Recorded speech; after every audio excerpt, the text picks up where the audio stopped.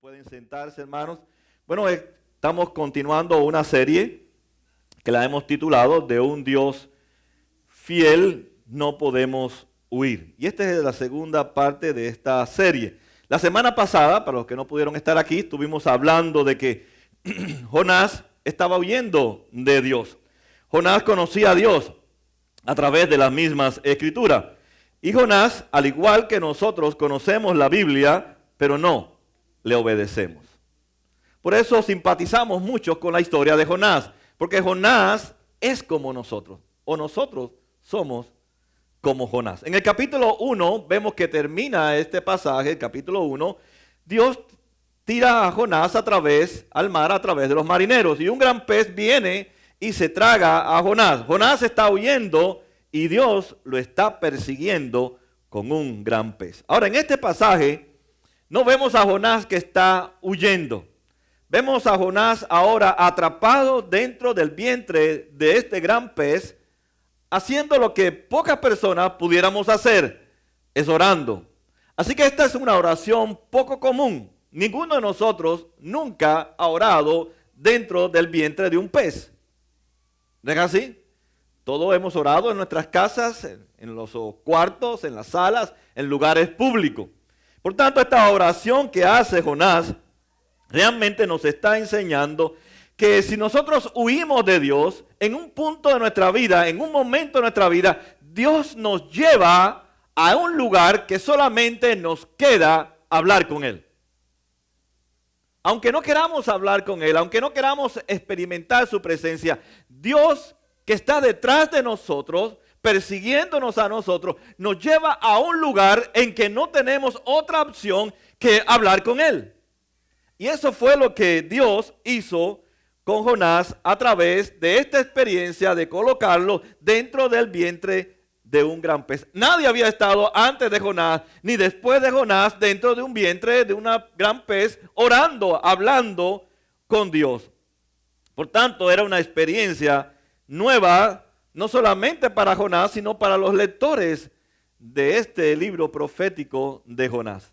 Ahora, nunca vamos a entender esta oración, que es una oración poco común, no la vamos a entender si no vemos detrás de esta oración cómo la gracia de Dios está operando en el corazón rebelde de Jonás. De la igual manera, Dios en su gracia sigue operando en nuestra vida. Aunque hemos conocido a Cristo, aunque sabemos algo de la Biblia, Dios sigue operando a través de su Espíritu Santo en nuestros corazones. Cuando vemos esta oración, nos podemos percatar que Jonás estaba tratando cada vez más distanciarse de Dios. Pero a la misma vez que Jonás trataba de distanciarse de Dios, Dios cada vez más y más se acercaba a Jonás. O sea, Jonás quería huir totalmente de Dios, pero Dios no dejaba a Jonás huir de él. Sabemos que estaba en un lugar horrible, dentro de un vientre de un pez. Un lugar oscuro, lleno de temor. Pero el amor de Dios, la misericordia de Dios, la gracia de Dios, lo había llevado hasta ese lugar para que Jonás se pudiera encontrar consigo mismo. Cuando uno está ocupado en las cosas de la vida, los quehaceres de la vida, no tenemos tiempo para encontrarnos con Dios.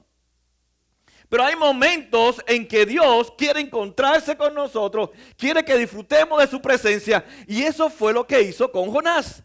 Jonás huía y huía de Dios, no quería saber nada de la presencia de Dios, y Dios lo toma y lo coloca en un lugar que solamente podía experimentar la presencia de Dios. Nada podía distraerlo, nada podía realmente poner en el corazón de Jonás de cómo poder hacer algo diferente que no estar en tu presencia. Eso también nos enseña el pasaje, que aunque usted trate de huir de la presencia de Dios, Dios siempre estará donde usted está. Aunque usted no quiera que Dios esté, Dios va a estar donde usted está. Quiero que se imagine por un momento la vida de Jonás. Imagínense que usted está dentro del vientre de este pez. Claro, muchas películas y muñequitos de niños ponen a Jonás ahí como un espacio muy grande, que el agua entra, que se va a través del agua, y Jonás está esperando que salga el agua por la ballena para salir disparado por el hueco que tiene la ballena. Pero Jonás no tenía un espacio como presentan las películas. Jonás tenía que haber estado en esta posición. Es dentro de un vientre de una gran pez. No estaba en un lobby de un gran pez. Ningún cuarto, ningún family de un gran pez. Estaba en el vientre de un gran pez. Así que Jonás, como dice la misma oración, él veía que el agua le subía hasta el cuello, que las algas que entraban por la boca del gran pez le tapaban también la cabeza. Así que Jonás estaba en una posición sin esperanza, sin forma de que por él mismo pudiera librarse de aquella experiencia. No podía hacer nada para salir del pez, ni siquiera mover las manos, pero aunque sea hacerle cosquillita en la barriga al gran pez, a ver si abría la boca y lo lanzaba. No tenía ninguna posibilidad de salir. Y el pasaje nos enseña que Dios nos lleva a nosotros a un punto en que entendamos que solamente en medio de nuestras crisis, en medio de nuestros problemas, la solución es Cristo. Por nosotros mismos no podemos salir porque Dios nos coloca en un lugar para que dependamos de Dios.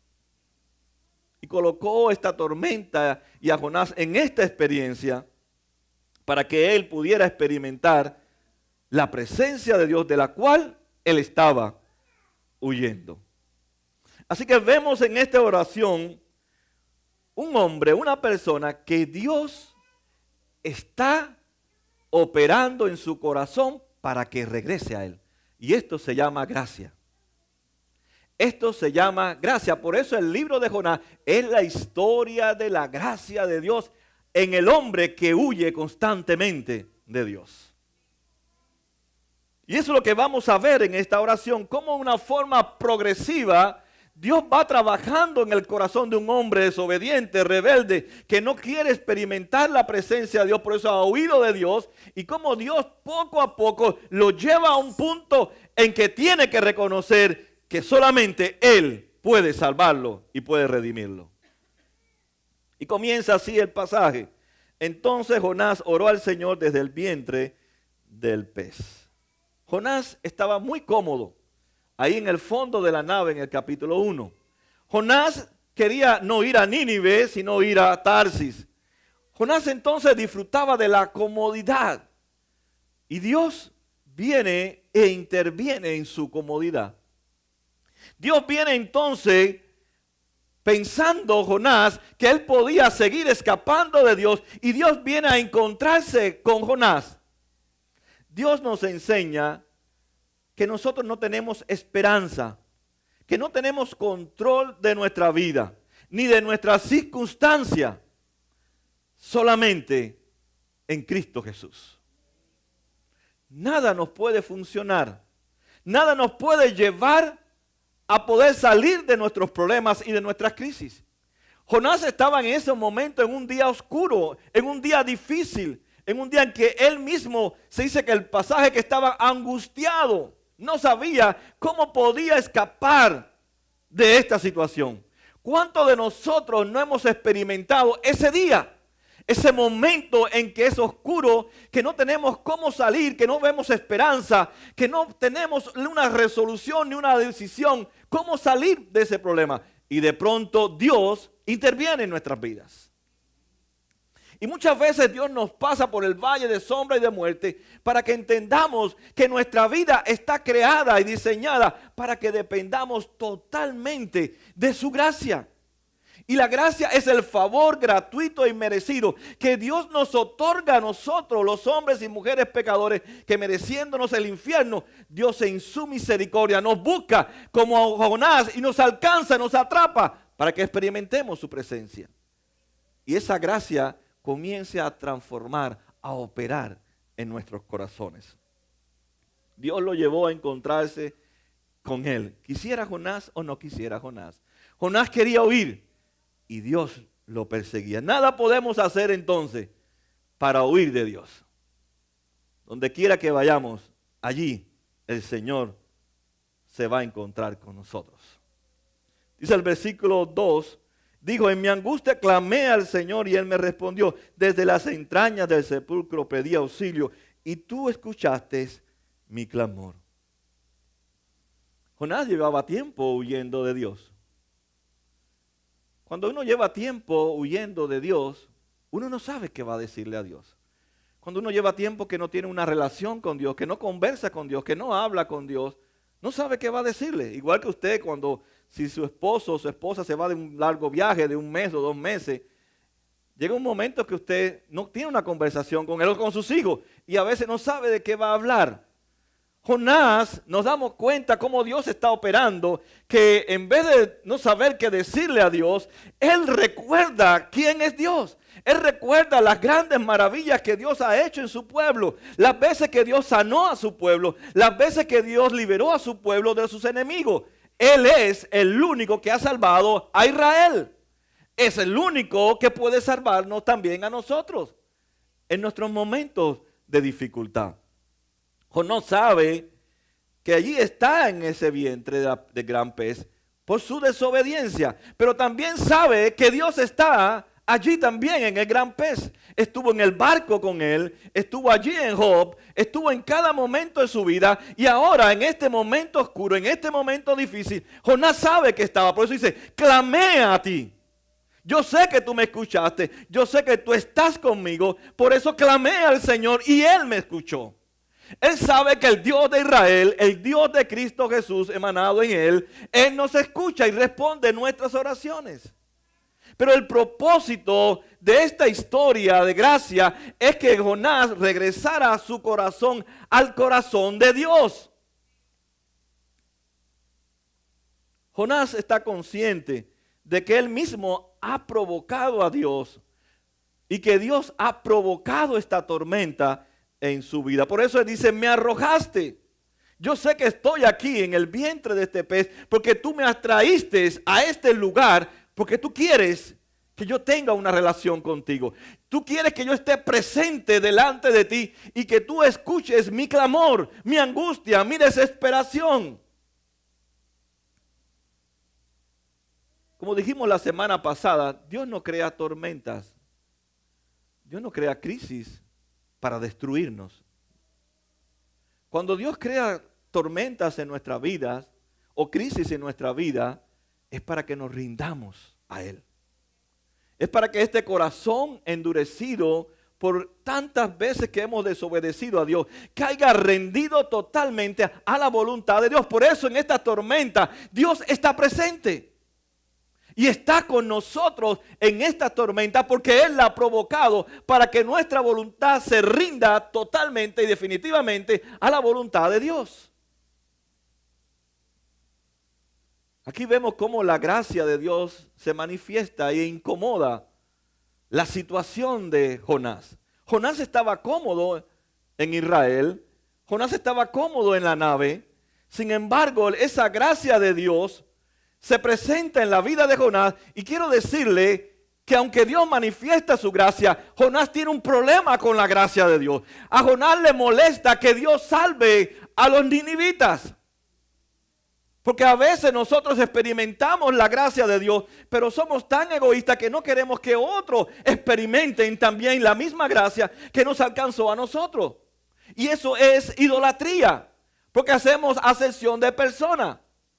Y tenemos que compartir esa gracia que nos ha llegado a nosotros, gratuita y merecidamente, a todo el mundo. Y Jonás no quería hacerlo.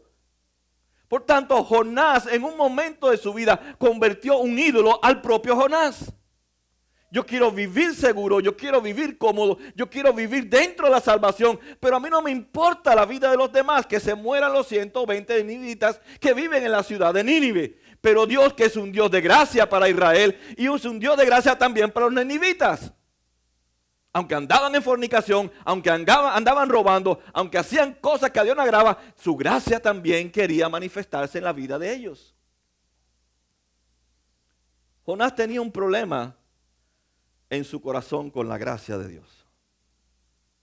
Pareciera que no debería tener problema, porque la gracia te alcanza, disfrutas de la gracia y quieres compartir la gracia. Él recibió la gracia de Dios, pero él tenía un problema con la gracia de Dios.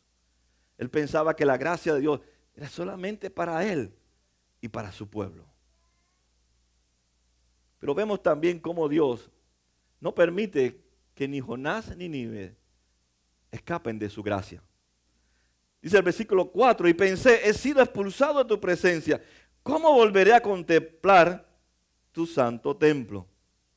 Interesante cuando uno va leyendo la oración paulatinamente, como va progresando. Jonás en el capítulo 1 no quería saber nada de Dios. Ahora está pensando en la presencia de Dios. No está pensando porque él quiere pensar, sino porque Dios está operando en su corazón. Está trabajando en la vida de Jonás. Por eso dice, ahora ¿cómo voy a experimentar tu presencia? ¿Cómo puedo estar otra vez en tu santo templo? Vemos un hombre que Dios lo está haciendo regresar a través de su gracia a su presencia. Un hombre que huía, ahora es un hombre que se acuerda de la presencia de Dios. Ahora desea la presencia de Dios. Cuando uno ha experimentado la gracia de Dios, es difícil regresar a esa gracia. Es difícil regresar a la gracia. Porque estamos acostumbrados a huir y a no experimentar la gracia de Dios. Pero cuando usted ha experimentado la gracia de Dios, usted quiere permanecer en esa gracia que no solamente que lo ha alcanzado, sino que lo sostiene y que lo hace hacer la misión de Dios en aquellos que no han experimentado todavía esta gracia.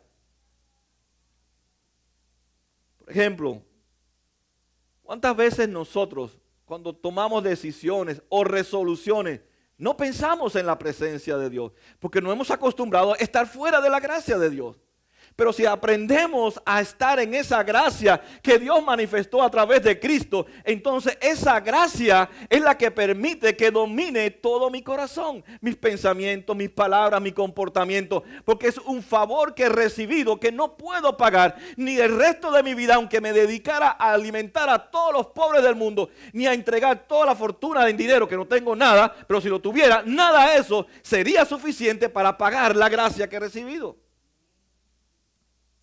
Por tanto, esa gracia, ese favor gratuito e inmerecido que he recibido de Dios, es la que me permite entonces pensar cada decisión, cada momento de mi vida, porque su presencia siempre estará con nosotros. Por eso, si necesitamos tomar alguna resolución, alguna decisión, creo que necesitamos más de la presencia de Dios. Necesito más estar en oración, hablando con Dios. Pero somos muy ligeros para tomar decisiones y resoluciones. Cuando pensamos en esta gracia que nos ha alcanzado, entonces pensamos en la gracia y depende al pensamiento que hemos tenido de esa gracia, tomaré las decisiones basado en la gracia de Dios. Muchos de nosotros, si estuviéramos en la condición de Jonás, metido dentro de un vientre de un pez, estaríamos inventando cómo salir de ahí. ¿No es verdad? Si viniera algún balsero por ahí pronto con una balsa y yo pudiera pedirle auxilio. Si tuviera una pistola de bengala para poder lanzarla y a ver si rompo la... Es interesante cómo Jonás no buscó cómo escapar. Él oró. Y eso habla que Dios estaba ya rendiendo su corazón endurecido al corazón de Dios. Ahora Jonás quería hablar con Dios. Esa gracia que nos alcanza, que se aproxima muchas veces a nosotros, provoca en nosotros querer conocer al Dios que nos ha alcanzado. Por eso queremos conversar con Él, queremos hablar con Él. La oración no es para que Dios me dé cosas. La oración no es para recibir beneficios de Dios. La oración es para que Dios cambie mi corazón. Y esa es la oración de Jonás. La oración de Jonás es para que Dios cambie su corazón endurecido, rebelde, que no quiere obedecer a Dios, que no quiere hacer la misión de Dios, que no quiere eliminar ese ídolo que es Él mismo. Es una oración que Él hace para que Dios intervenga en su vida y cambie su corazón. Esa es la oración que realmente Dios escucha. Por eso dice, clamé a ti y tú me escuchaste. Porque el corazón de Jonás estaba pidiendo desesperadamente que la gracia de Dios transformara el corazón de Jonás. Pero muchas veces pedimos a Dios, pero no pedimos por nuestro mundo interior. Tu gran problema no son la gente que están a tu alrededor. Tu gran problema no son tus compañeros, ni tu esposa, ni tu esposo, ni tus hijos. Tu gran problema está dentro de ti. Tú eres un problema. Y somos un problema porque huimos de la gracia de Dios constantemente. No valoramos la gracia de Dios que se ha manifestado. Por tanto, el problema está dentro de mi corazón y mi problema es con la gracia de Dios. Ese es el gran problema del hombre y de la mujer. Dios nos creó a nosotros ¿para qué? Para adorarlo solamente a Él. Para rendirle toda la gloria y toda la alabanza solamente a Dios. Pero ¿qué hicimos cuando caímos como Adán?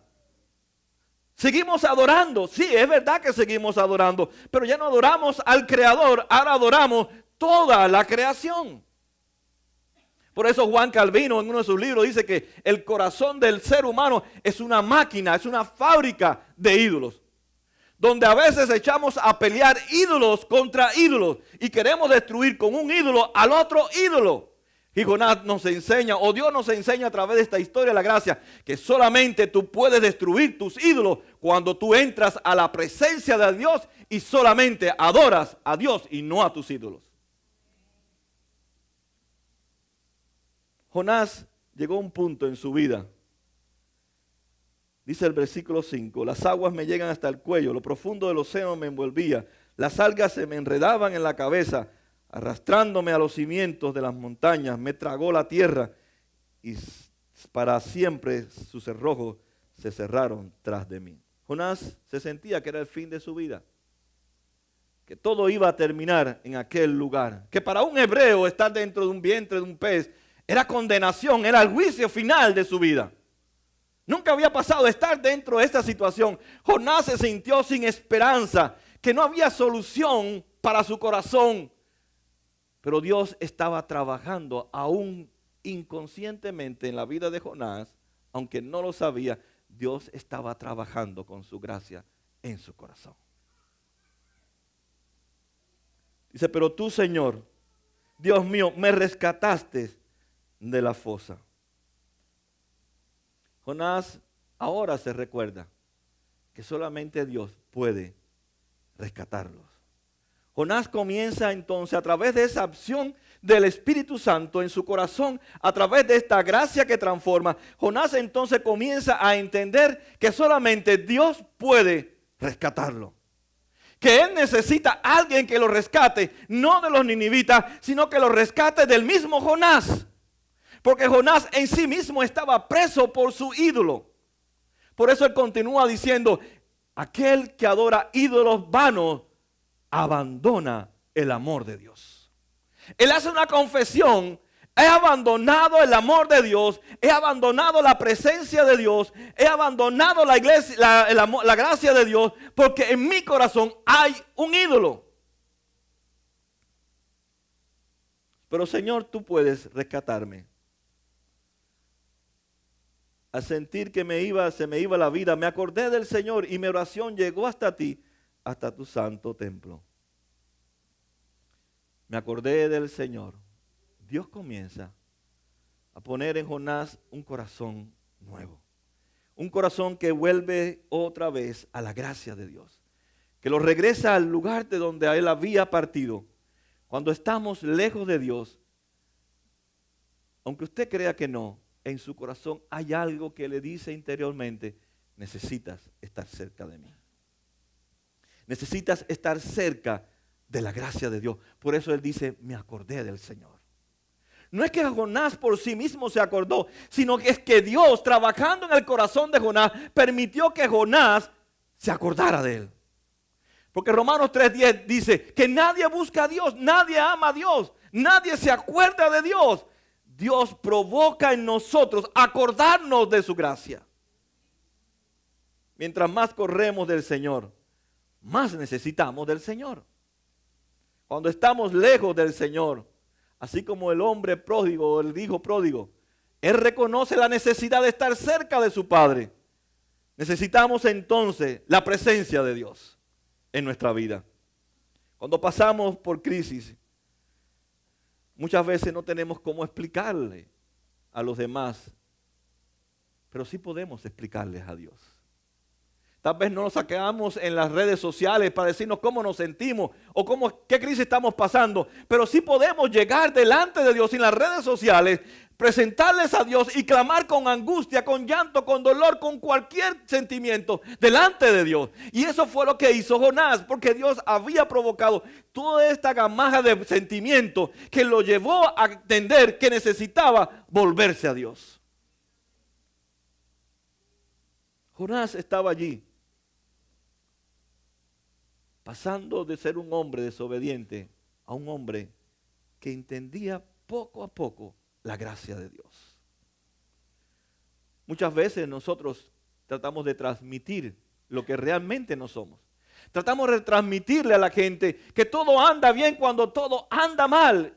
Y Juan Calvino lo dice, nuestro corazón es una máquina. O sea, no se para, es una fábrica. Hace overtime, tiempo tras tiempo. Él está constantemente haciendo ídolos. Termina de un ídolo y atrás saca otro ídolo para que mate ese ídolo. Y saca otro ídolo para que mate a ese ídolo. Por tanto, solamente cuando Jonás entiende que tiene un ídolo en su corazón y él trata de, a través de la gracia de Dios, destruirlo, él puede volver a la presencia de Dios.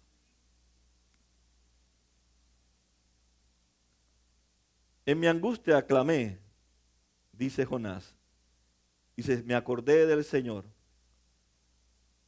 Jonás se acordó del Señor porque el Señor se acordó de Jonás. Es el Señor trabajando en el corazón de Jonás. La pregunta es, ¿cuál es el Dios que tú buscas en tu angustia? ¿Cuál es el Dios que buscas en tus crisis, en tus situaciones difíciles? ¿Cuál es el Dios que tú buscas? Jonás, por la gracia y la manifestación de Dios, buscó a Cristo, a Jesús. Y usted puede ir confiadamente a Jesús. Le compartía a una persona, aunque nadie te entienda, ¿sabe que hay alguien que sí te entiende siempre? Es Jesús. Él sabe lo que es sentirse abandonado. Él sabe lo que es sentirse ser traicionado. Él sabe lo que es sentirse estar solo en la cruz. Él sabe todas tus experiencias y mis experiencias. Y por eso Hebreos 4, del 14 al 16 dice, vengan con todas sus experiencias delante del trono de Dios, que tienen un sumo sacerdote que se apiada de cada una de nuestras necesidades. Dice, porque no tenemos un sumo sacerdote incapaz de compadecerse de nuestras debilidades, sino que uno ha sido tentado en todo de la misma manera que nosotros, dice el pasaje, aunque sin pecado. Así que acerquémonos confiadamente al trono de la gracia de Dios. Él no dice, ponlo en los anuncios. Muchos hermanos, tristemente, cualquier bobería, hasta por un hospital que están, ponen en Facebook que están en un hospital. A nadie le interesa. A que le interesa es ir a la gracia de Dios. Pero anunciamos todo lo que a nadie le importa. Es a Dios quien tú tienes que ir. Tu Facebook debería ser Dios, no la gente. Porque el hombre no es solución para el hombre. Más bien van a empezar a ver, oye, qué ridículo. Yo, si me manda usted eso a mí, digo, qué ridículo esta persona. Si yo fuera médico, gracias por mandarme la foto, porque puedo ir al hospital y curarte. Pero yo no soy médico, no te puedo curar. No tiene sentido que yo sepa que usted está en el hospital. Llámeme para que yo vaya al hospital y ore por usted. O esté con usted en el hospital. Amados los unos a los otros, dice la palabra, ¿verdad? Ese es el amor. Muchos tenemos entonces este gran sumo sacerdote. Y dice, para recibir misericordia y hallar la gracia que nos ayude en el momento en que más la necesitemos. El autor de Hebreos dice entonces, en el lugar oscuro, en el momento de tu crisis, en el momento de tu debilidad, no busques a nadie, solamente busca a tu Señor. Es el único que puede ayudarte en tu angustia, en tus inseguridades.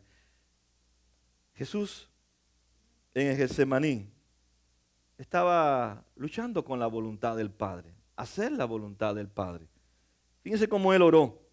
Yendo un poco más allá, dice Mateo 26:39, se postró sobre su rostro y oró, Padre mío, si es posible no me hagas beber este trago amargo, pero que no sea lo que yo quiero, sino lo que quieres tú. No lo que yo quiero, sino lo que quieres tú. Si usted nota, así como Jonás, así Jesús en un contexto de oración se rinde a la voluntad del Padre. Esa es la oración que nos enseña a través de Jonás. La oración es para que Dios cambie mi corazón y yo rinda mi voluntad al Padre, porque no quiero hacer la voluntad del Padre como Jonás.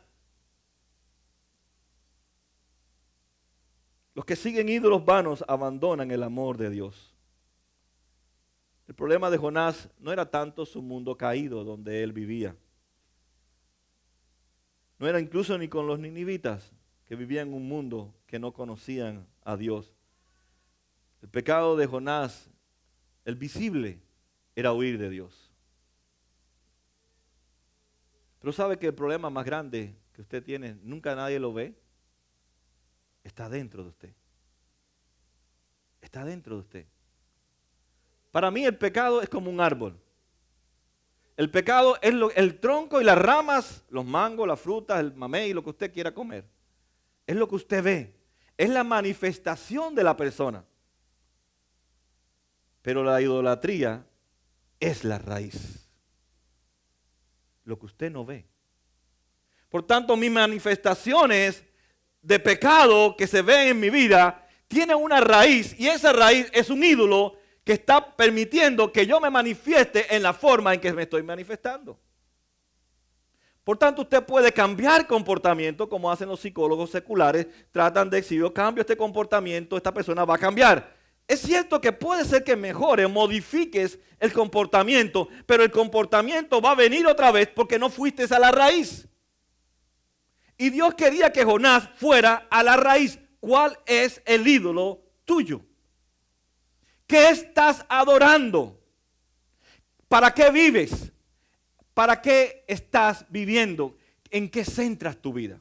Le voy a poner un ejemplo. Los ídolos no son malos. Nosotros convertimos lo bueno en ídolos. Le voy a poner un ejemplo. Yo estoy casado con mi esposa casi 40 años. Yo la amo a ella. ¿Es algo bueno? Sí, es algo bueno. Casado, mi primera novia, mi única esposa, y llevamos 40 y hasta que nos muramos nos vamos a estar casados. Ella primero, yo después, o los dos junticos. Ella quiere irse junticos, bueno, nos vamos junticos. No hay problema, pero no vamos a poder ver una eternidad así. No, en la eternidad vamos a estar junticos. Vamos a estar con más gente. Ahora, yo puedo convertir a mi esposa en un ídolo. Si ella es el centro de mi vida, el motivo por el cual yo vivo, por el motivo por el cual yo vivo para agradarla solamente a ella, se convirtió en un ídolo. Algo que es bueno, yo lo puedo convertir en un ídolo. Mis hijos, yo los puedo convertir en un ídolo. Si yo vivo para ellos, eso es el centro de mi vida, o como muchas dicen madres por ahí, si para hacerle daño a mi hijo tiene que pasar por mi cadáver, ¿verdad? Dicen las mamás. Yo puedo convertir a mis hijos que son buenos, algo bueno que Dios me ha dado, en un ídolo. Yo vivo para Él es el centro de mi vida y no me interesa a nadie ni nada más que nada más que mis hijos van por encima de Dios, es un ídolo. Quiere decir que la idolatría es que yo reemplazo a Dios por algo que es bueno.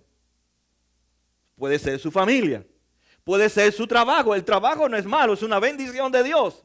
Pero yo puedo convertir mi trabajo en un ídolo porque yo desplazo a Dios. Mi trabajo no me da tiempo para estar contigo. Mi trabajo no me da tiempo para estar orando, ni leyendo las escrituras que Dios me habla, ni para servir a otras personas. Por tanto, mi trabajo se convierte en un ídolo. Y esa es la raíz después de mis comportamientos, de mis pecados que se manifiestan en mi matrimonio, en mis hijos, en mi familia y en mi trabajo.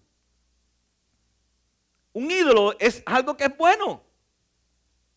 Dios hizo la creación no para que la idolatráramos, sino para que la disfrutáramos. Que nunca la creación ocupara el lugar de Dios.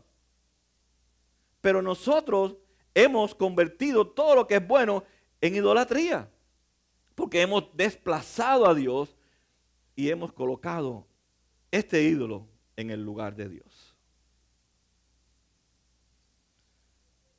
Así que el problema de Jonás era él mismo. Él era el ídolo. Él se adoraba a sí mismo. Él quería ser una persona cómoda. Y es un pecado que muchas veces nosotros no lo vemos como un pecado. La comodidad.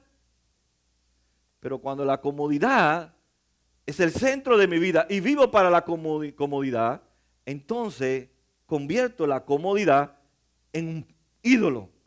Y después se manifiesta en que no quiero que nadie vaya a mi casa porque me van a romper los muebles. Los niños no pueden tomar nada, tienen que ponerse sentados en el piso como perritos porque vale más el perrito que el niño. No puedo ensuciarme la casa. No invito a la gente a la comunidad porque me van a romper la casa. Se convierte entonces esa posesión, la casa, que es algo bueno para descansar y disfrutar, se convierte en mi ídolo. Porque para ella vivo, es el centro de mi vida y no la uso nada para Dios, ni siquiera para mi propia familia. Esta oración que Dios nos trae aquí nos lleva a ese punto. O lleva a punto a Jonás a que él descubra cuál es su ídolo. Tú tienes un ídolo. Y tú fabricas ídolos igual que yo. Y tus comportamientos, tus pecados, es lo que nosotros vemos. Pero ¿cuál es la raíz? ¿Cuál es tu ídolo? ¿Qué es el centro de tu vida?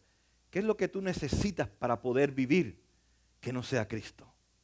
Eso se convierte entonces en mi ídolo, lo que le da sentido, lo que incluso permite que yo destruya la gracia de Dios, pisotee la gracia de Dios, porque mi ídolo destruye siempre a otro. En este caso es a Jesús. Toda la vida de Jonás es tu vida, así que vuelve a leer el libro de Jonás. Lo que no pongas a Jonás, pon ahí a María, Juan Pablo, José, pon tu nombre. Esta es la historia de la gracia de Dios en la vida de Juan Pablo. Por eso somos Jonás. Es la experiencia de Jonás, mi propia experiencia. Por eso nos identificamos con Jonás. Por eso podemos entender que el trabajo, la operación de Dios en mi vida no es así, no es un evento, es un proceso de santificación.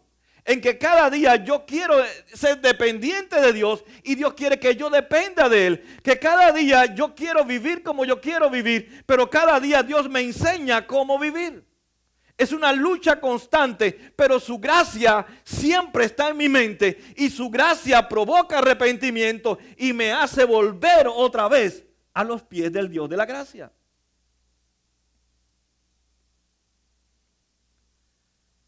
Hay momentos en que queremos vivir en nuestros planes y nuestros deseos, mas no en los planes de Dios. Esta oración muestra entonces que, como dice Jonás, llegó a la conclusión que la idolatría es vana. Hay una forma en que un profeta, que a mí me gusta mucho, que incluso mi versículo favorito está en este profeta, ya todos lo saben, Jeremías 31:3. Pero en el capítulo 10, Jeremías hace una oración un poco sarcástica, un poco burlona. Fíjense lo que dice Jeremías 10:5. Sus ídolos no pueden hablar. Parecen espantapájaros en un campo sembrado de melones. Lo que dicen que sandía o melones, mira, la Biblia dice melones. Tienen que ser transportados porque no pueden caminar. Los ídolos tienen que ser transportados porque no pueden caminar. No les tengan miedo, dice el profeta. Ningún mal puede hacerlo, pero tampoco ningún bien. No hay nadie como tú, Señor. Grande eres tú, grande y poderoso es tu nombre. Por eso dice, es vano nuestros ídolos. El que sea, tu esposa, tu hijo, tu trabajo, la comodidad, el placer, el dinero, la fama. Cualquier ídolo que es el que ocupa el lugar de Dios, dice el profeta Jeremías, son espantapájaros en un campo sembrado de melones. ¿Sabe lo que es un espantapájaro?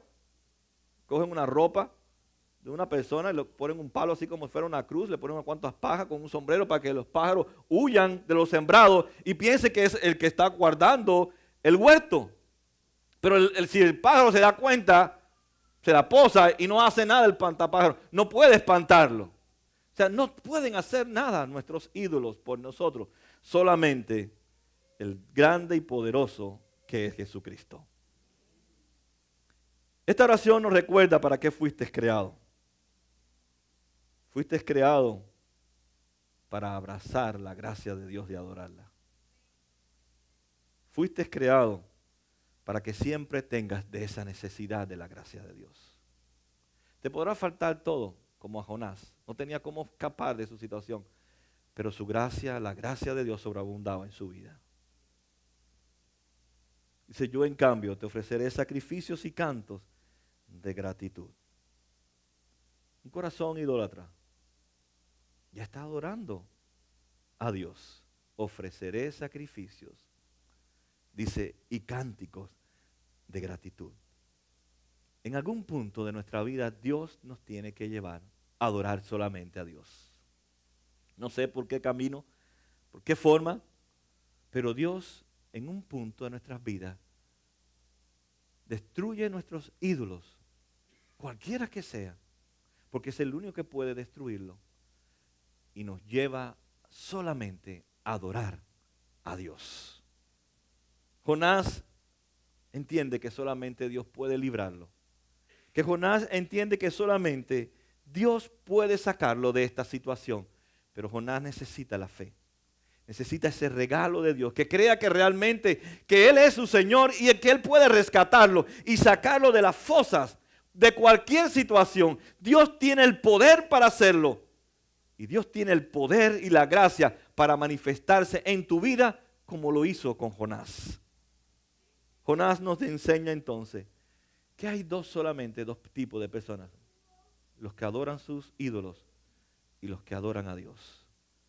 Pero hay esperanza, porque todos adoramos una vez a alguien que no era Dios. Y teníamos un ídolo, pero Dios vino en Cristo a nuestras vidas y destruyó esos ídolos que había en nosotros. Y sigue destruyendo nuestros ídolos que se levantan, porque su gracia es poderosa. Dios nos creó a nosotros no para que tuviéramos ídolos, sino para adorarlo solamente a Él. Dice Jonás, cumpliré mis votos que yo te hice. Interesante, Jonás estaba en un lugar que no podía cumplir nada. Pero él confía en que Dios puede ayudarlo, aún para cumplir lo que él no podía cumplir. La salvación viene del Señor, dice Jonás. Si la salvación viene del Señor, entonces tú y yo necesitamos un Salvador. Necesitamos un rescatista. Necesitamos alguien que nos rescate, no de los demás, no de este mundo o esta cultura caída, sino que te rescate de ti mismo. De ti mismo. Porque en tu corazón se entronan ídolos. Jesús dijo que él era más grande que Jonás. Jonás no pudo salvarse a sí mismo. Necesitaba de un redentor. Jesús es más grande que Jonás, porque Jonás estaba en esta situación por sus pecados y Jesús pagó por los pecados de Jonás, por los pecados nuestros y por a todos aquellos que Jesús persigue para alcanzarles con su gracia. Nosotros somos alcanzados por la cruz. Dios no se cansó de Jonás, tampoco se va a cansar de nosotros. Aunque tú huyas de Dios, aunque estés con muchos pensamientos en tu mente para escapar y seguir escapando de Dios nunca nadie va a escapar si está dentro de los planes de la redención de Dios para la vida de esa persona. Dios no se cansó de Jonás, ni se cansa de nosotros. Dios no se detuvo con Jonás, continuó trabajando en el corazón de Jonás, ha comenzado en nosotros y Dios no se va a cansar de nosotros y va a continuar su obra en nosotros. Porque Él quiere que vivamos rendidos totalmente a Él. El momento de la cruz fue el momento más oscuro. Fue el día más doloroso. el día que Jesús se sintió abandonado. Por eso él dijo, Dios mío, ¿por qué me has desamparado? Clamo de día y de noche citando al salmista y no hallo para mí reposo. Jesús estaba en la cruz. Por habernos perseguido a nosotros, tuvo que ir a la cruz a pagar por tus ídolos y mis ídolos para destruirlos y matarlos en la cruz para nosotros recibir la gracia de Dios. La gracia tiene un valor incomparable. Y esa gracia, Dios la ha manifestado en nosotros, que es una gracia que continúa actuando en el creyente, para que cada día que tú te levantes necesites de esa gracia. Pero quiero preguntarte, ¿quién es tu esperanza? ¿Para qué vives?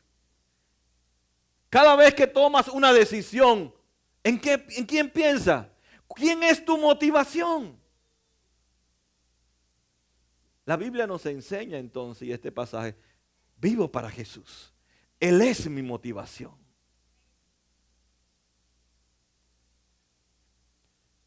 Esta historia termina con un acto de adoración.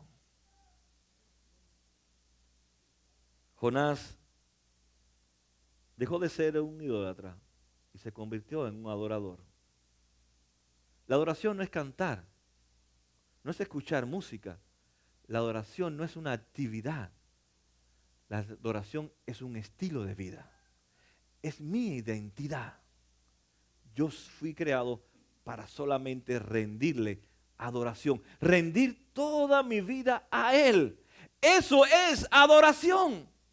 Y eso es lo que vemos en el pasaje y lo que Dios logra al trabajar en el corazón de Jonás, que él sea un adorador, que su adoración no sea solamente en un momento de angustia que está dentro de un pez, sino que su adoración también continúe cuando lo bota fuera del pez. La adoración entonces a Dios es la motivación de mi amor por Él. Jonás nos enseña entonces, hay dos formas en que puedes vivir. O abrazando a tus ídolos, amándolos, pensando que toda tu vida está sostenida por tus ídolos. Pero también nos enseña que hay otro estilo de vida, que puedes vivir abrazado a la gracia de Dios para el resto de tu vida. Pongámonos de pie para orar.